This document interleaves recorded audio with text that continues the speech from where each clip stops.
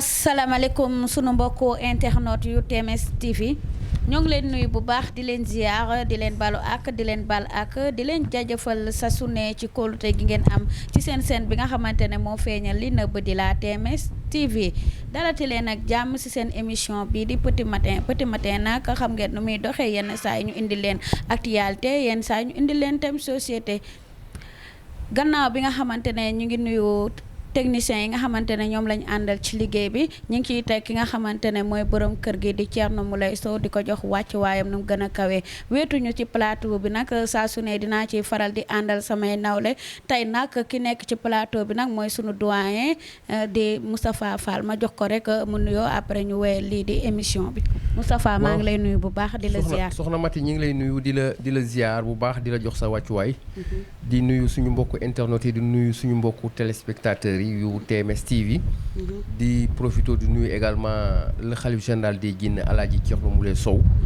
di le roi médecine traditionnelle international the king of the king di nuyu également ñi nga xam ni ñoo nekk ci caméra bi te kenn du leen gis di jaajëfal ñëpp ñi nga xam ni ñooy safoo TMS TV.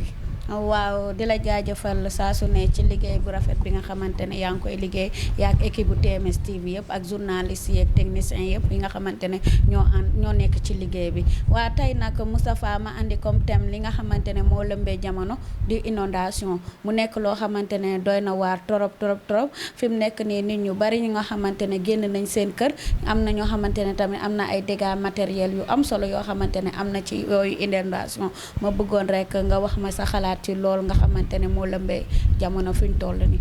waaw affaire inondation moom. defe naa ne bu ñu ko waxee dañuy wax ni les responsabilités sont partagées. responsabilité état bi dafa engagé wu. mais responsabilité population bi aussi dafa engagé wu. parce que man mënuma comprendre population nga yor sa xaalis. ñu lay jaay foo xam ne yow leer na la ni fii boo gasee 1 mètre gis ndox te avant ñu la koy jaay yow xam nga loolu.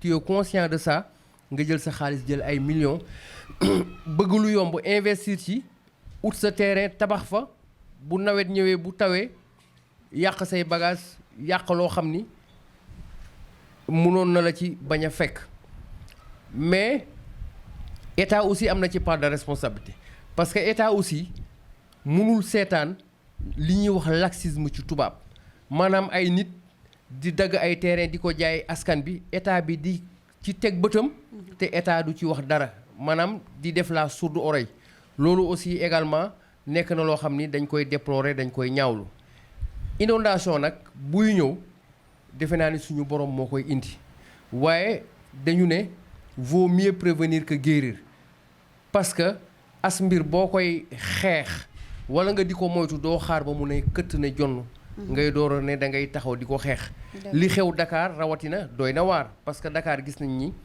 ci semaine bi am na ndox mu baree mbari boo xam ne wàcc na ci suuf ba def ay musiba yooyu nag gis nañ que ni juróom benn bakkan à travers le Sénégal ñàkk nañ juróom benn doomu aadama ñàkk nañ ci seen bakkan kon mu nekk loo xam ni lu doy waar la loolu nag defe naa ni su continuer nii dana nekk loo xam ne dina indi jafe-jafe ci suñu askan rawatina nag Mati ñi nga xam ne ñoo dëkk ca banlieue ba maanaam bu ñu ne banlieue mooy ay Pikine ay Guédiawaye nga xam ni kër yaa ngay tëmb doy na waar lool. waaw même fii nga xamante ne sax mooy parcelle ku xam parcelle la xam ne dañ ko prévoiroon ak 2 pièces.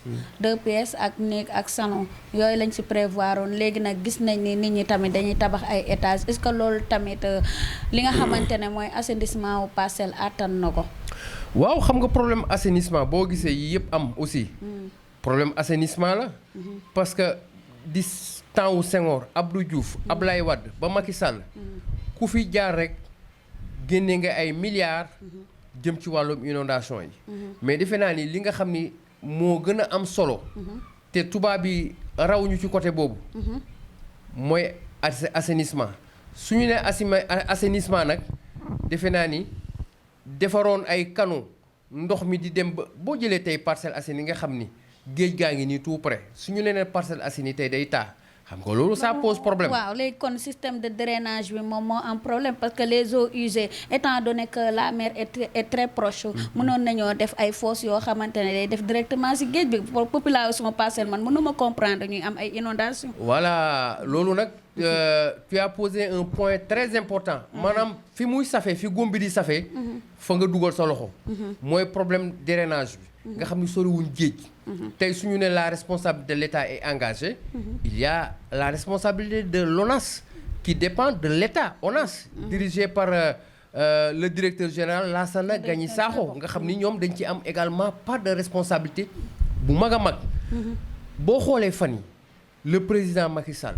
mi ngi wax nañ ko defal rapport ci 750 milliards yoo xam ni génne woon na ko daaw pour ñu dugal ci ko ci problème inondation yi loolu nag aussi.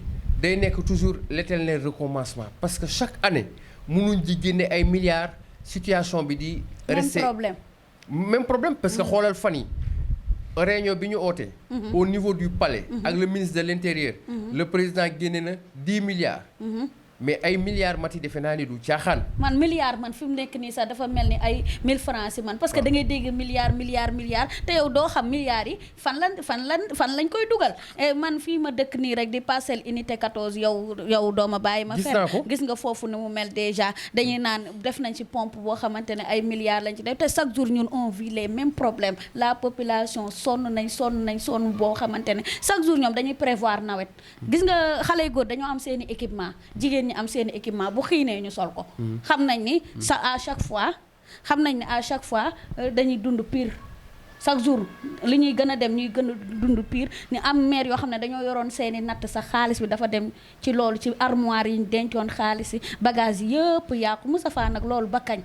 waaw loolu Mati. day wone que ni rek gis nga en Afrique. suñu état yi liggéeyuñ. parce que. état yu bëree bëri. ci politique de détournement je pense dañuy dund. boo jëlee tey problème inondation bi. xam nga dañuy wax ci tubaab le malheur des uns fait le bonheur des autres. mais ci affaire inondation yi. am na ci ñu bëree bëri tey. ci la ñuy profité moo xam ci wàllum xaalis moo xam ci wàllum diwlin. moo xam ci wàllum ceeb. te askan bi nekk ci ay jafe-jafe. ñu génne ay milliards pour ñoom. nit ñi di ci profito. rawatina yenn ci autorités yi. defe naa ni loolu. lu ñaaw la lu garaaw a garaaw la. et je pense que le président Macky Sall aussi loolu war na ci jël ay part de responsabilité. jël ci ay décisions. mais loolu yàgg na ba mu ko waree jël dafa yàgg parce que bu demee ba naan defal leen ma rapport. bu daaw 2019. 750 milliards yoo xam ni. dañ ko injecté woon jëm ci wàllum inondation bi te mbënd mi nag du Dakar rek dans toutes les régions du Sénégal dans toute l'étendue du pays. waaw boo demee tey Saint-Louis kër yaa ngay tëmb nga dem Diourbel mais nga dem Kaolack mais c'est un problème ça veut dire que milliards yi ñuy génne pour dugal ko ci assainissement bi population bi gisuñu ci seen bopp moo tax nag situation bi pour mu gaaw a jóge fii du yomb Mati. du yomb ba pare Moustapha lan moo ma si gën a jaaxal oto yi nga xamante ne ñoom ñoo war a manque ndox mi danga leen woo commune bi da leen yabal ci population bi pour ñu dem def dindi ndox moomu mais xam nga camion yooyu bu ñu ñëwee lan la ñuy wax population yi jox leen ñu essence. jox leen ñu essence boo xamante ne moom la ñuy def ci oto yi pour mun leen a mànkal seen ndox moomu. dem nañ ba nga xamante ne même suuf soosu nga xamante ne moom mooy téye ndox bi kale ndox bi ba muy rester stagnante bi ñuy leen waxee jël leen kii oto ndaraan yi ngeen dindi ko. dañ nañu amuñu essence. mais loolu ba kañ yow population bi nga xamante ne déjà dañoo perdre seeni bien. perdre seeni xaalis perdre seeni lu bëri seeni xale yu góor ak seeni xale yu jigéen ñoo nekk collecté ñu man sama koñ gars yi ñoo doon collecté ba mu mat 200 000 francs ñu jënd si benn machine boo xamante ne si lañ doon pomper ndox bi. ana maire bi moom il était présent dans les lieux. wax dëgg yàlla Moussa Sy il était présent dans les lieux. gis nañ ko ñëw na ànd na Aly Ngouille Ndiaye tamit ñëw na fa. mais ba léegi ñun loolu si boppam lañ bëgg ndax saa su ñëwee autorité ñëw wax dem yoonam. mais ba duñu kiiwal kii bi problème bi mu jeex ñu nga xamante ne bu nawet ñëwatee ku nekk day dem. ñu résoudre ko une bonne fois pour tout. mais nga ñëw indi benn oto manque ba pare oto bi di laaj population essence loolu ban sens la am koo xamante ne déjà ñoom amuñu lu ñu lekk koñ ba ñu si bëri ñooy togg di jox ñeneen ñi inondé. nga ñëw tamit en même temps di leen laajaat somme d'argent pour jënd essence. loolu Moustapha tamit. loolu Mati defe naa ni laal nga point bu am importance. day wane que rek suñu réew mi. ak Afrique ni ñuy dundee mooy ci taxale la ñuy wéy. ci taxale la ñuy dundee. ci taxale la ñuy wéy dundee. mais également ci caaxaan la ñuy dundee. ci détournement la ñuy dundee. du ñëpp nag mais am na ñoo xam ni loo leen jox pour mu dem ci askan bi. tey ku jël par exemple le maire Moussa Sy. xam que ni souvent moom day am taxawaay bu rafet ci askan bi. parce que heure bu inondation amee. da nga koy gis mu wàcc ci terrain bi. ànd ak équipe am nekk ci askan bi di leen jàppale mais Moussa Sy rek moom kese mënul def lépp. il faut que état bi jàppale ko. yenn autorités yi aussi yi nekk Parcelles Assainies yor seeni xaalis yàlla baaxee leen. il faut aussi ñu jàppale Moussa Sy pour objectif bi nga xam ni moom lañ ko bi mu visé. mu mun koo atteindre. dañoo war a bàyyi Moustapha lenn muy politicienne bi nga xamante ne moom la ñuy def au niveau des Parcelles Assainies ku nekk di xëcc di def sa boor. gis nga parcelle yëfu ñëpp la. fii ku nekk bokk nga parti fu nekk am nga koo faral. mais gis nga buy taxawee muy inondation muy leneen ak leneen. da ngay ni booloo nekk benn xam ni parcelle mooy priorité. dëgg la mais def sa yëfu bopp di def sa poste di jël di jox ay say famille ak ñoo xamante ne ñoom la proche loolu la ñu war a bàyyi au Sénégal. tant que bàyyi wuñ ko duñu dem kanam nañu jiital population bi jiital seeni intérêt loolu la mais ku nekk di xëcc fii kii di xëcc fii pour sa yëfu bopp loolu la moo war a jeex tant que bàyyiwuñ ko nag Sénégal dina yéex a avancé. Sénégal dina yéex a avancé parce que loolu nga wax dafa am solo. parce que intérêt personnel. bi moom la ñu moom maanaam li nga xam ni. mooy intérêt réew mi. ñoom jiitaluñ ko. intérêt personnel ku nekk yaa ngi xëcc jëmale sa kanam. te loolu nag je pense que c'est dangereux. loolu fi ñu jëmee réew mi. defe naa ni amul guto. fi ñu jëmee réew mi. defe naa ni amul ndox de. te lii nag nga ñu gis fan yi su continuer di nga gis ay affaires yu garaaw a garaaw. lii raam ci ñag bi la boo xoolee Mati. keroog bi inondation bi amee. gis nga jeune Cambérène yi dañu génne bloqué circulation bi. am na yeneen gox également ci Sénégal. dañu génne bloqué circulation bi di taale ay pneu. parce que ñoom it mën nañ leen ko comprendre parce que noonu rek lañ mën a def pour faj seeni ay mer. parce que boo xoolee tey Cambérène nga xam ni ay ata ngi nii à chaque fois inondation mais Mati nan nga mën a imaginer Cambérène jàkkaarloo géej gi ba pare ndox mi du dem. mais Mati loolu mais y a problème. y a un problème loolu il y a un problème. léegi nag loolu moo tax keroog jeunes yi jóg di révolté wu barrer circulation bi keroog presque yàlla suñu borom moo ci def ndox mu sedd sax parce que les jeunes ont été compréhensifs. vraiment comprendre. Finalement ñu bàyyi oto yi di jàll. parce que seul moyen pour ñu mën a régler affaire bi te gis nga la preuve bi ñu ko defee ci biir semaine bi le ministre de l'intérieur ñëw na ba fii. xool ba pare dem ci kër gi nga xam ni xale bu góor bi ñàkk bakkanam ci affaire inondation bi le ministre de l'intérieur ñëw na fii defe naa loolu aussi dañ koy rafetlu mais fii mooy li ma la wax la politique de prévention duñ ko def maanaam dañu xaar ba mbir am ñu door a wàcc ci terrain bi ñëw indi xaalis indi ay ceeb indi ay diwlin mais duñu toog moment bi nga xam ni dara amul. Moustapha ceeb ak diwlin mooy lan ceeb ak diwlin boo xamante ne buñ la ko joxee nga togg ko ñaari fan amoo sax foo ko toggee. wallaay dëgg la sa waañ a ngi fees dell. sa gaz tàqul amoo loo ko chargé sa waañ fees dell ba ci ndox fooy teg cin. ba koy togg nañ ñu dimbale ak ceeb ak diwlin nañ dimbale nit ñi ci assainissement jéem a xool ni ñu kiiwee inondation yi ni ñu kiiwee inondation ni ñu ko saafarawee Moustapha ni ñu ko saafarawee xam nga tamit wax ci loo xamante ne da nga koy dund dafa metti man j'ai vécu l'expérience xam naa gars yi li ñuy wax xam naa gars yi tamit ni ñu koy méttitloo waaw mu doon loo xamante ne métti na trop il est temps que gouvernement bi jël si ay mesures yoo xamante ne iduwaan la pour nit ñi mën a dem faji seeni soxla mën a dem tamit seen yeneen itte lu dul ay inondation da ngay xëy sax bëgg a liggéey doo am foo jaar mais Mati liggéey bi sax bañ a dem liggéey sax parfois pour man garaawul mais xam nga li gën a garaaw mooy feebar yi nga xam ni moom la inondation bi mën a indi choléra wa ngi fi Moustapha ak yeneen ak yeneen jaare yeneen ak yeneen waaw ndox mi xam nga inondation mais ay musiba yi mu mën a indi ci réew dafa garaaw tey yenn feebar yu bari tey inondation bi moo ko indi.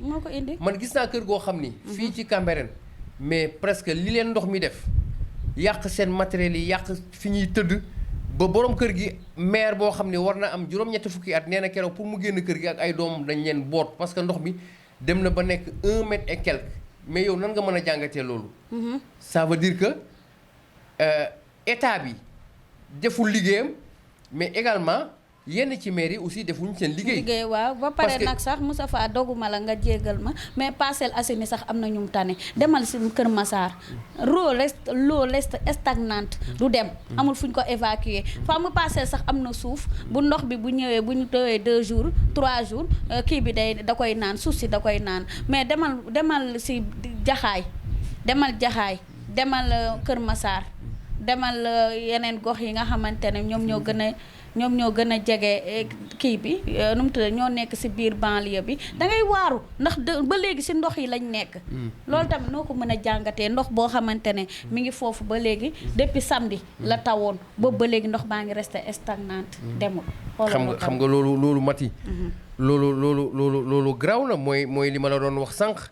xam nga ndox yooyu noonu di li ñuy wax ci tubaab ndox stagnante yooyu moo gën a gaaw indi ci feebar. parce que. yooyu lu mel noonu bu amee gox boobu presque ñoom ay yoo lañ te xam nga yoo Mati xam nga fu muy nekk. siburu bi day bari. mooy anophèle bi rek. waaw siburu bi day nekk parce que ci ndox yooyu ci la yooyu par exemple di faral di nekk ci la ñuy nekk di jur également. Moustapha yenn saa yi sax mu am ay yeew. si biir ndox yi day am ay yeew jaan. imagine la xale génn mu màtt ko wala mag sax su la màttee mën na def infection boo xamante ne mën nga see ñàkk sa bakkan. doy na waar mu mel ni Moustapha li ñu cërale woon ci waxtu jeex na dama lay jox rek nga tàggatoo ñu dem ba beneen yoon ñu ñëwaat ak yéen si beneen numéro. jërëjëf Mati. di amati kontaante di ànd ak yow ci émission Petit Matin. thème yi ngay indi am na solo rawatina bu tey bi jëm ci wàllum askan bi jëm ci wàllum inondation vraiment ñi ngi lay jaajëfal bu baax a baax di la féliciter di la encourager ci sa professionnalisme di profiter également di nuyu toujours Alaaji Thierno Moule Sow mi nga xam ni moo ñu jox opportunité ba ñu mën a wax ak askan bi parce que defe naa ni wax ak askan bi sensibiliser laan loolu defe naa ni ku créer moyen bu mel nii c'est important ñu jaajëfal la muy Alaaji Thierno Moule Sow di ko ñaanal gudd fan ak wér-gu-yaram mais di nuyu également askan bi nga xam ni ñooy safoo TMS TV nga xam ni mooy télé bi feeñal li nëbbu woon di nuyu aussi Pape Diagne bi nga xam ni moo nekkoon ci caméra bi di leen jox yeneen dig daje ci seen émission Petit Matin. waaw di leen jaajëfal ci kóolute gi ngeen am ci seen bi nga xamante ne moo feeñal li nëbb di gërëm techniciens yi di leen jox dig daje ba beneen yoon ñu ñëwaat ak yéen si beneen numéro seen émission Petit Matin.